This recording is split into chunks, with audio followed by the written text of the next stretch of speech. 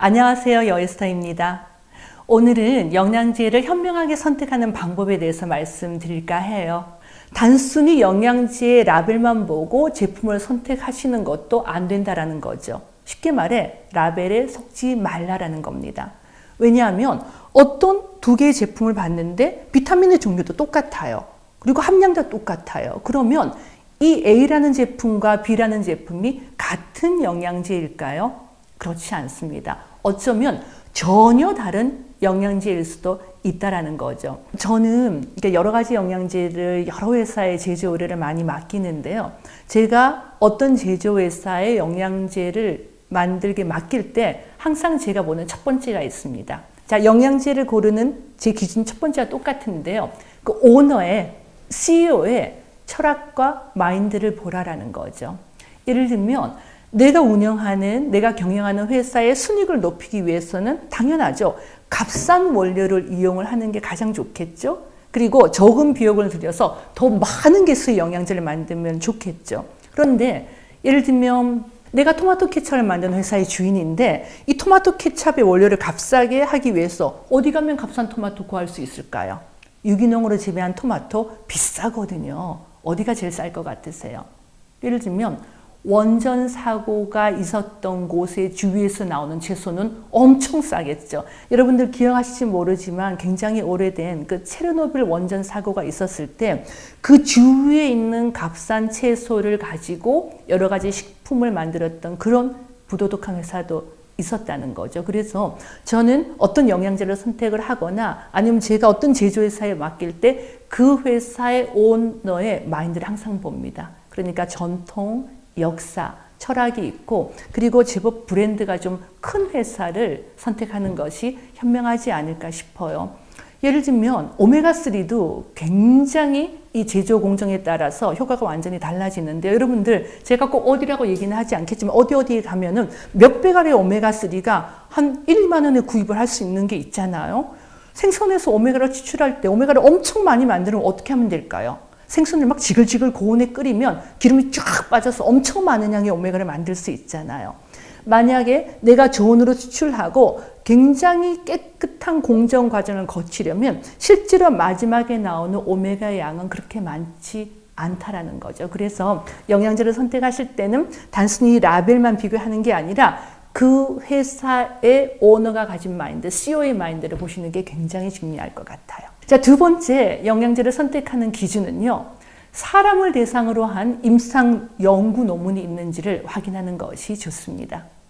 물론 종합비타민제나 비타민D와 같은 단순한 비타민제들이 모두 다 사람을 대상으로 한 임상 연구가 있는 건 아니에요. 하지만 A라고 하는 유산균과 B라고 하는 유산균은 각각 효능이 있다고 알려져 있어요. 그런데 그 두 개를 합쳤을 때 과연 어떤 효과가 있을까요? 더 좋아질까요? 꼭 그렇지는 않다라는 겁니다. 예를 들면 유산균은 살아있는 미생물이기 때문에 두 가지를 합쳤을 때 어쩌면 서로 싸우면서 더 효과가 감소가 될 수 있다라는 거죠. 그렇기 때문에 정말 이렇게 퀄리티 높은 유산균을 제대로 만드는 회사들은 A와 B 각각의 유산균의 효능도 사람을 대상으로 연구 논문을 쓰고 그 다음에 A 플러스 B를 합친 것 그 완제품을 가지고도 임상을 하고 A, B, C 세 가지, 네 가지 유산균이 하나가 추가가 될 때마다 그 완제품을 가지고 사람을 대상으로 연구 논문이 있다라는 건데 예를 들면 우리 식약처에 등록이 유산균 중 20개 가까운 걸 다 집어넣어서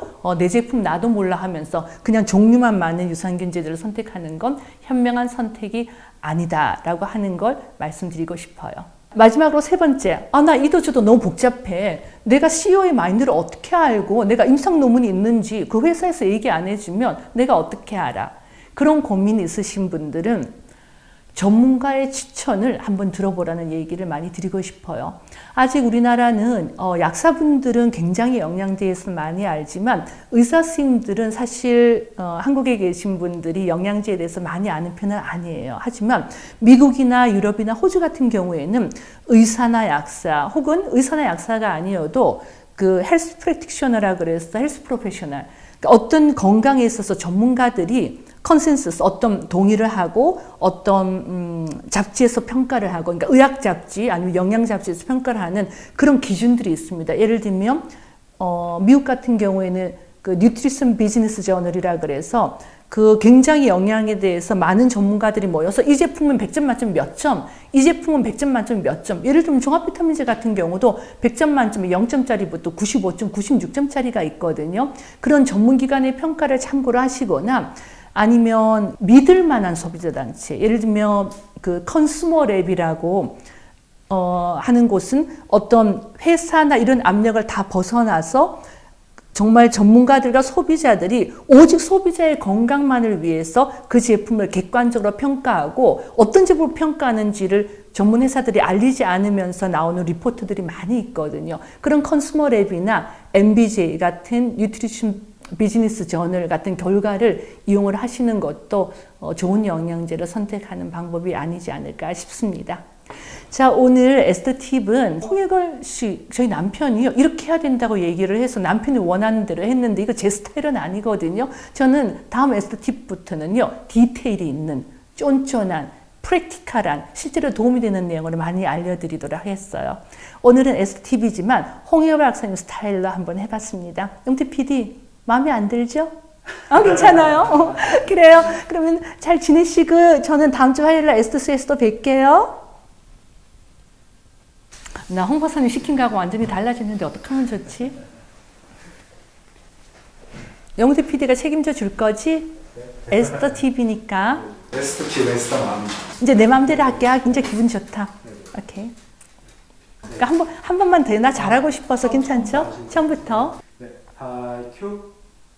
안녕하세요. 여에스더입니다. 오늘은 영양제를 현명하게 선택하는 방법에 대해서 말씀드릴까 해요.